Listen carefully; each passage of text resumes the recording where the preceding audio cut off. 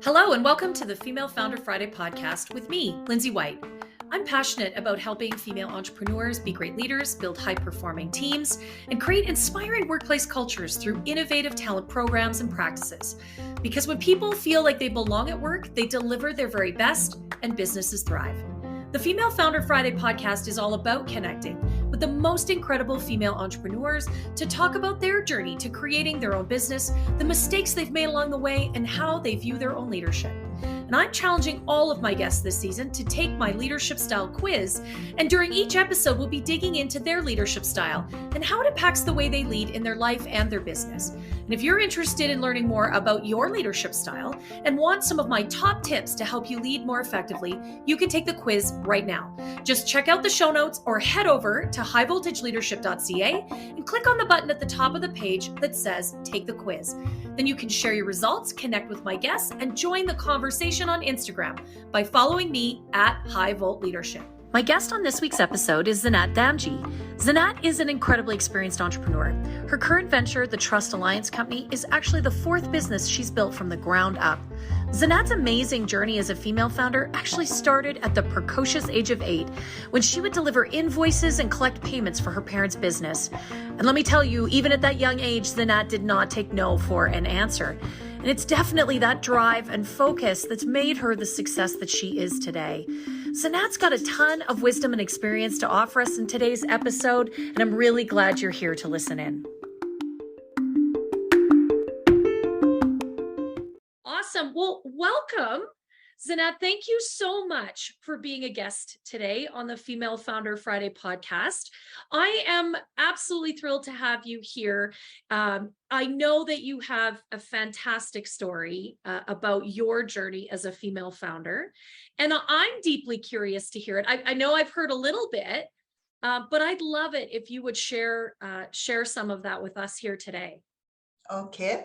First of all, Lindsay, it's a pleasure to be here, and also thank you for this chance to be able to share my journey with you. I love it. I love it. You're so welcome. Thank you. So yeah, where do I start? When I think of myself as a female founder, by the way, this Alliance Trust Company is my fourth company. I love it. Yeah, it's not my first company, it's my fourth company. And I like to think that my journey started a long way away at the age of 8 in a small mining town in Tanzania called Mbeya. Yeah. My father and his two brothers had a nice wholesale business selling very high-end fabrics. And we also had a franchise of Pepsi Cola. Cool. Yeah, so, the advantages were I made many friends because as we broke for lunch, I would take all my friends round to our store and we would pop open the bottles of Pepsi Cola before we even went home for lunch. So that was a good way of making friends and influencing people. I love it. What do kids love more than pop, right? Yeah, exactly. And especially somebody who can give them free pop, Yeah. I love it. I love it. That's so funny. So on the weekends, this was a really small town, so children walked around by themselves. It was not a big deal. And on weekends and Saturdays, our parents would recruit us to go and deliver invoices. There was no such thing as email or anything like that. So we had to, on our little 2 feet, deliver invoices to our retail clients and then make a note of it, and the following week go and collect payments. So it became like a game to me, and I started becoming very organized and writing down the dates when I had delivered the invoices, and going as I picked up each check, I would mark it off on my list. I love it. Now, the retailers sometimes would promise me a check for the following week. And when I turned up, they would say, oh, the check's not ready, or something like that. And I was very persistent. I would sit on their doorstep and say, okay, I'll wait until it's ready. And that's how I managed to collect payments. And it's the same traits that served me well in my life as an entrepreneur. I love that. I had to laugh because one of my clients at a Christmas lunch was asking me, what is the non-payment record in your business? And I said, you know what? We get 100% payment. We never have any bad debt. And then I started to tell him this story. So I know that as a child, many a times I would even resort to tears because I was so disappointed that they told me that they would have the check ready and then they didn't. So all the retail clients of ours, they knew what to do when I told them that I would be collecting payment the next week. Can I just say your parents are clearly geniuses? I mean, the 8-year-old girl with the invoice, I mean, talk about beautiful delivery. And then, no, she'll just wait patiently or break out the tears if you really want. Yeah. Like, what a genius business move. Like, come on. I really love they got you started early. I think that's wonderful. Yeah. So, I mean, that's how I got my start. And then when we moved to Canada at the age of 16, my ambition had been to be a journalist. But very quickly, we found out that the money we had brought with us in Tanzanian shillings didn't translate to that much money in Canada. Right. So again, it was pure economics, and I decided to go into business school and start working part-time. Okay. So at 18, I got my first job at Canada Trust in Vancouver. Okay. And the very first company that I interviewed with was Canada Trust. Yeah. And on the same day, I did 2 interviews and I was offered both of the jobs. One was in the securities department and the other one was in the corporate trust. And honestly, talk about synchronicity, because I chose the corporate trust job purely based on my chemistry with the interviewer. Okay. So,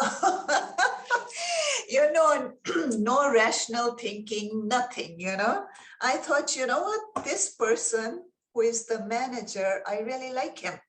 Yeah. I like how friendly he is, and he seems very approachable, and I think I would like to work for this person. Yeah.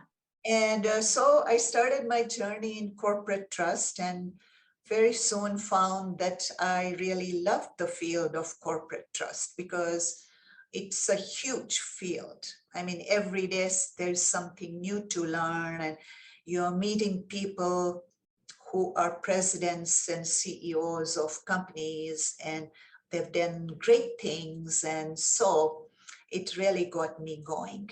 And I learned their stories through newspaper articles or talking to them. And I was always fascinated by what put certain people in certain categories. Why were some people more motivated and more successful than others? And what did it really take to be that success? Yeah. And that's really my story. So after after my first job at Canada Trust in Vancouver, I was so ambitious to move up the ladder because I started from the very bottom rung. but there was no movement within the company. People stayed in their jobs. So my manager recommended me to their Calgary branch, where there was much more movement. And so I moved to Calgary, and sure enough, I got a chance to progress very fast until Canada Trust's Corporate Trust Division was taken over by Montreal Trust. Ah, okay.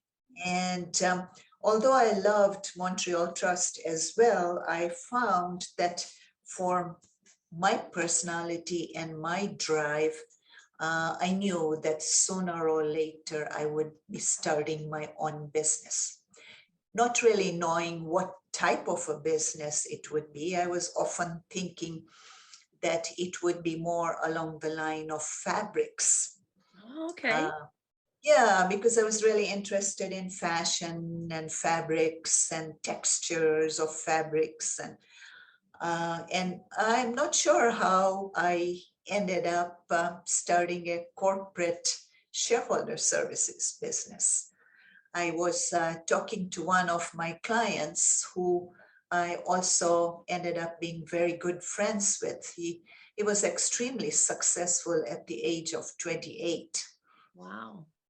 And, for him, nothing was impossible. And we came from somewhat similar family backgrounds, because he came from a large family of 8 children, and I came from a large family of 8 children. And, so we were kind of at the end of the family line, and we were both very motivated to be successful in whatever we did. But he was already much, much, much more successful than me. And, he really encouraged me to start something on my own. But I was always too afraid of giving up that monthly salary and the security of a company behind me.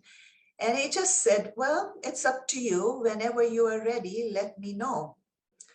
And so 2 or 3 years later, I phoned him up and said, do you remember the conversation we had at the Westin Hotel on this date? And we talked about methods of financing, and now I'm ready with my business plan and everything. So he said, sure, I remember every word of that conversation. So I went and saw him, and I had, of course, prepared an extensive business plan. I had worked months on it.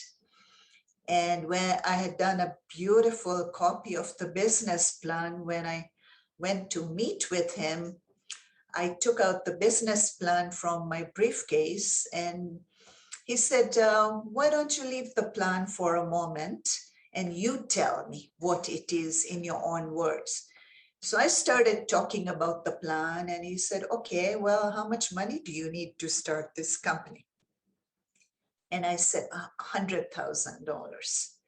And he said, okay, so what terms do you think you would like? So we talked a little bit about that, and I thought it was just a first conversation.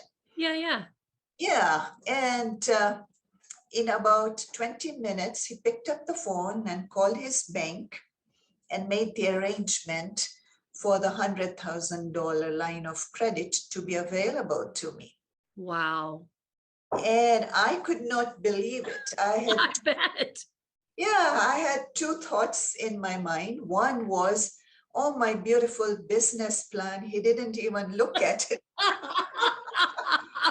Yes. Yeah, and the second thought was, did I really hear him right? Or is this just my wanting it so much that I'm just making up that narrative in my head? Right. So anyway, I went home, and all night I could not sleep.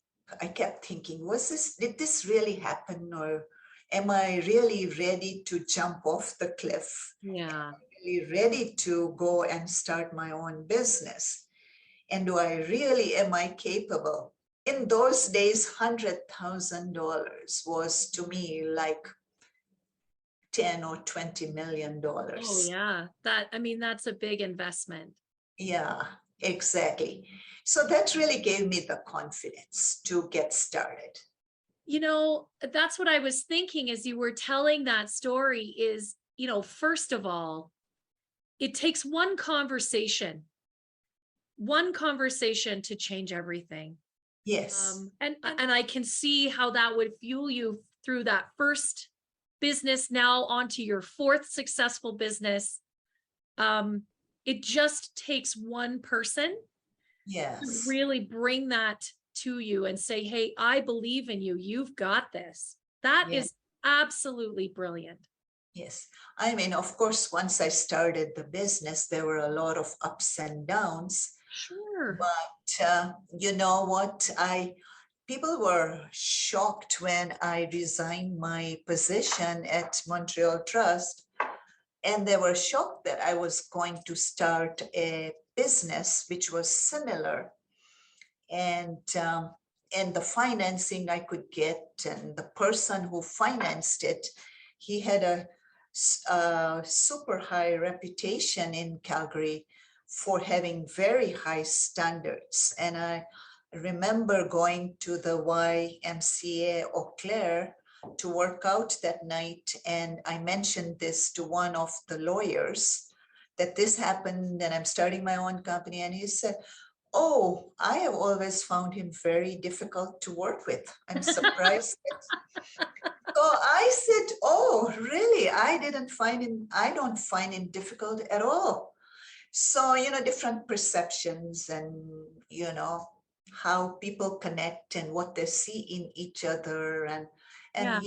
yes, that really was my first story and my first startup. And I didn't even think of myself then or even after as to, oh, I am female and I am non-white and I'm on this category or that category.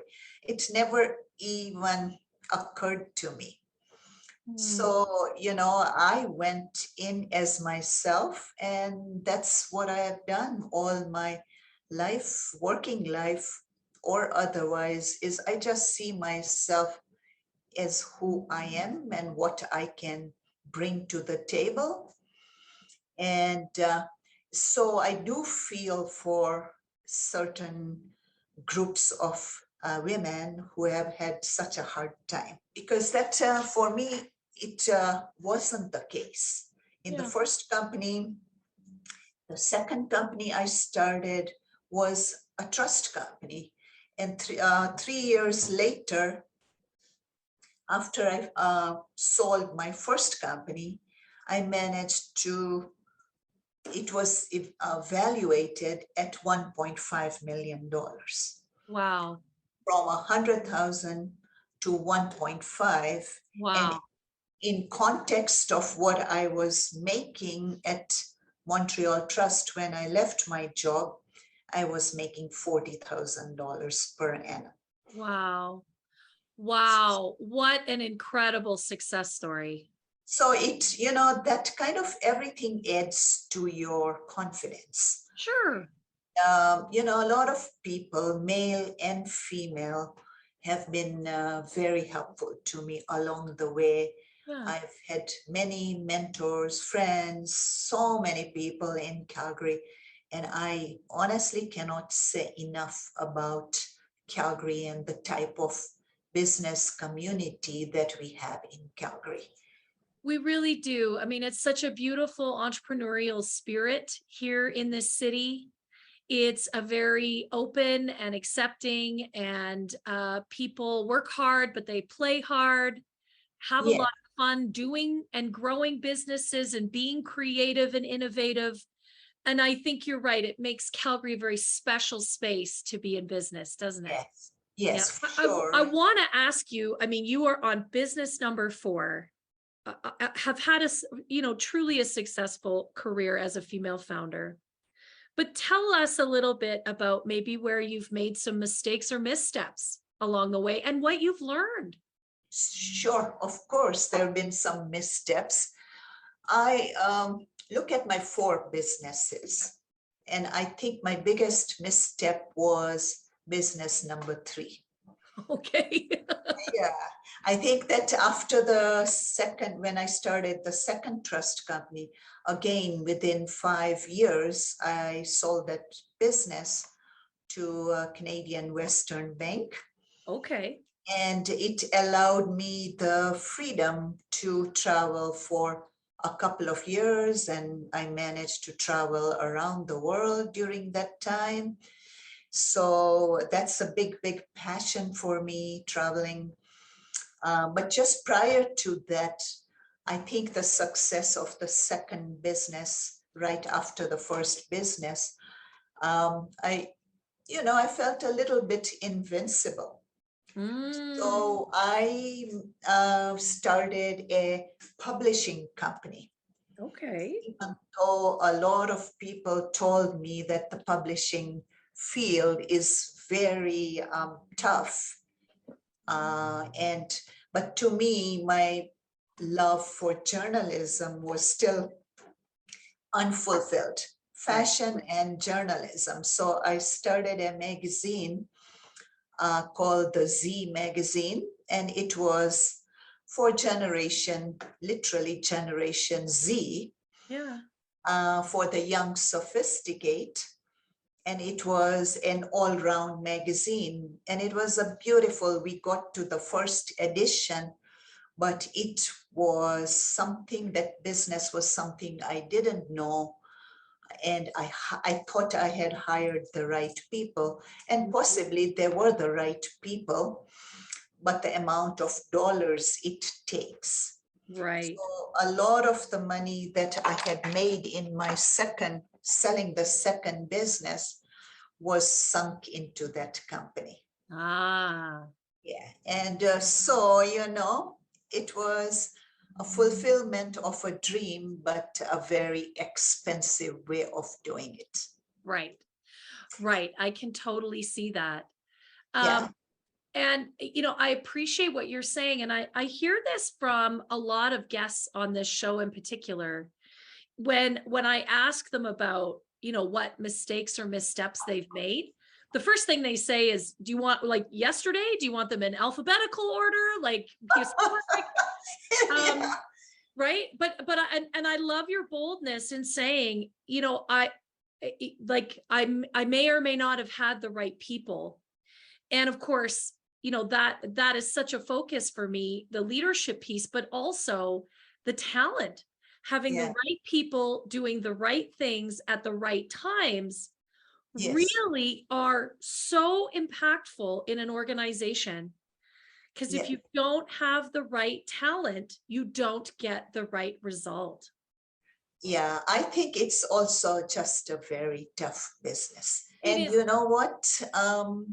But it wasn't financially successful, viable. Right. So Right. that was my mistake in going into a field which I had an interest in, but didn't really know too much about it. I didn't know what type of creative people and their temperaments and Right. how it would all work out. So we did have a brilliant magazine. It was like beautiful. And I was so proud of it, but it came at a very heavy cost. Yeah. But yes, I mean, I can appreciate that would have been a significant loss.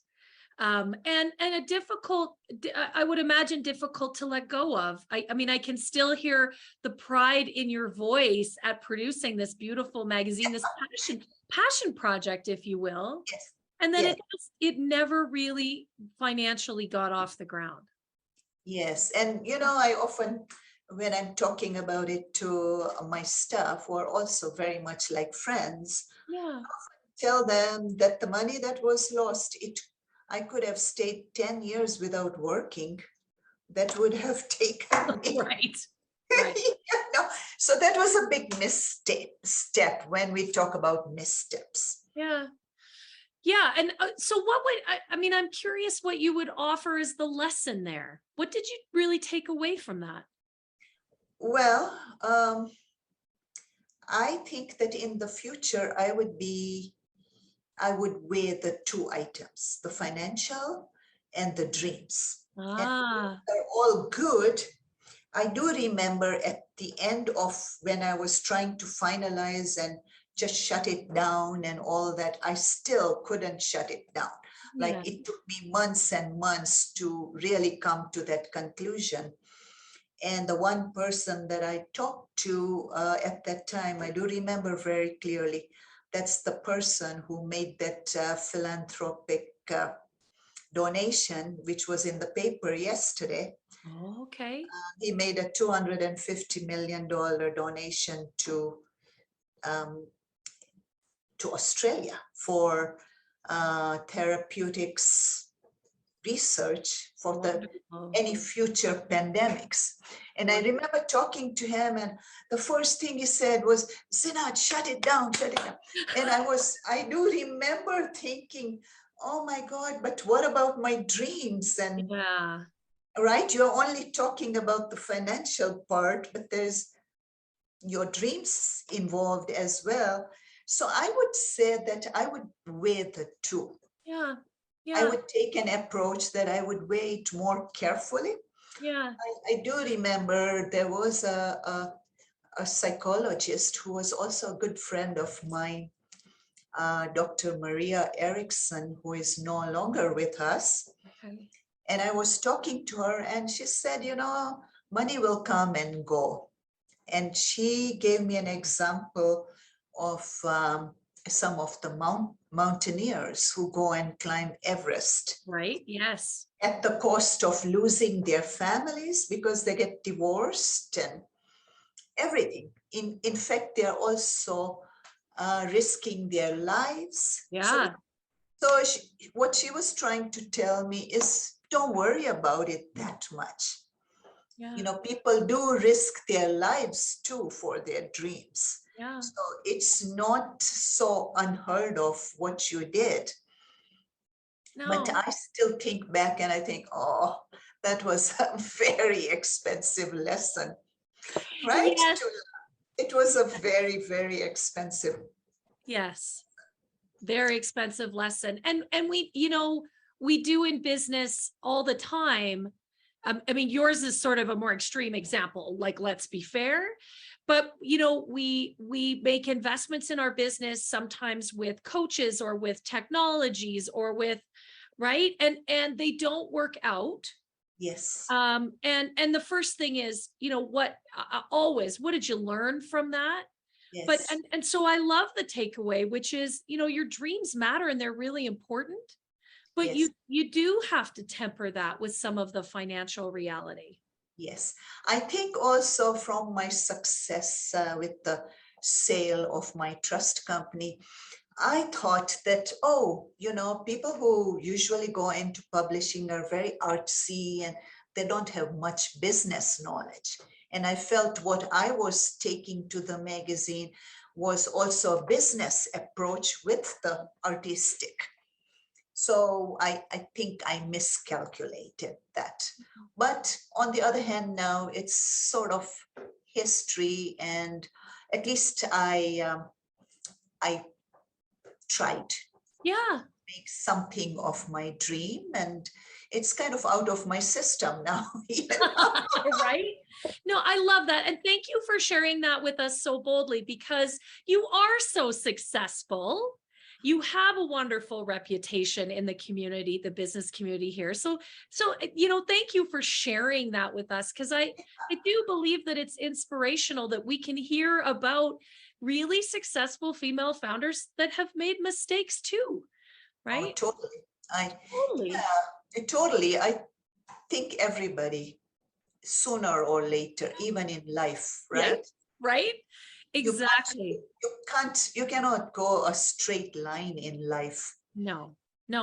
You're right?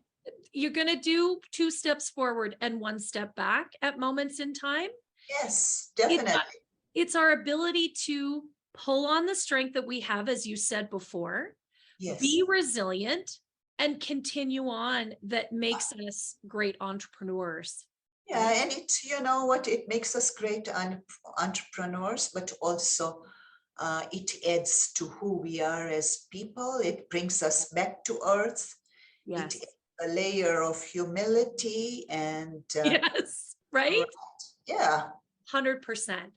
Yeah. Okay, so next I'm going to have Zinat's taken my leadership style quiz, and we're going to talk about her leadership style, especially through all these 4 businesses that she's owned. If you want to find out what your leadership style is and do the quiz, you can check the show notes for the link. There's also a link on my website, highvoltageleadership.ca.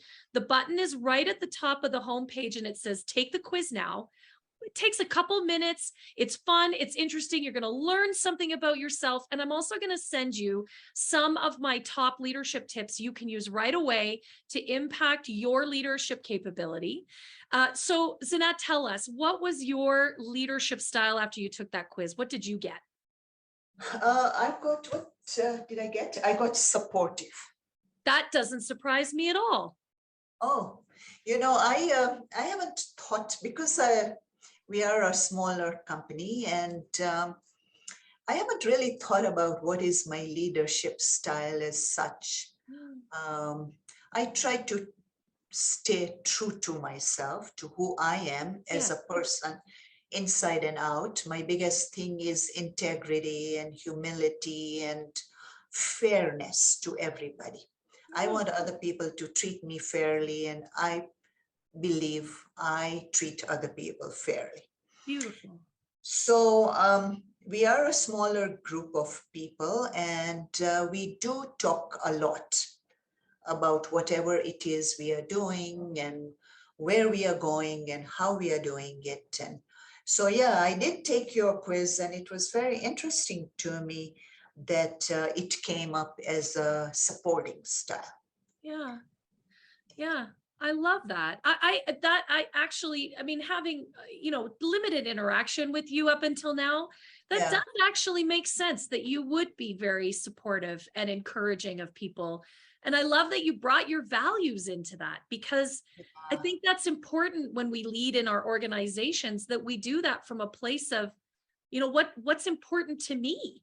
How does that show up in the way I lead? Definitely. I mean, values to me is everything. Yeah. Every staff member, we always talk about that all the time. Love it. About integrity and trust, and being honest with each other, and serving our clients in a way that if we are charging them $1, then let's give them maybe $1.10 worth of service. Yes. Not $1.25, because then you're going to go out of business. Right. But let's really serve them and make them happy, and not everything is about dollars and cents. So even our relationships with our clients are very much very like a family, very loyal, and we always talk about building long-term relationships. I love that you highlight that it's not just leadership of self, because you've talked a lot about that I'm me. I lead as me. Yeah. I lead with my team, but also it's how we lead our clients and how we lead in our communities. And I know you do a lot of community work and bring the business community together. And I think that's, we show up in a variety of different ways as leaders, don't we? Yeah, I agree. I totally agree. Yeah, that's brilliant. I really love that. Well, I am so very grateful to have spent this time with you today. Thank you very much for all of this, beautiful conversation, all the things that you've shared, so impactful. And I know that they will inspire some female founders and give them something really important to think about. And thank you for this chance to talk to you. And obviously you've made it very easy and you've brought out a lot of things, memories that I didn't even come to the table with. Oh, I love that. That's the beauty of this conversation and this platform. Yeah. We talk about so many great things, and sometimes it's really surprising what comes out. Yeah, it is, it comes out. We are who we are, and no matter how much you might plan to say this or that or the other, the true things do come out. Oh, I love that. I really love that. It's been such a joy to have this conversation with you. Same here. Thank you very much.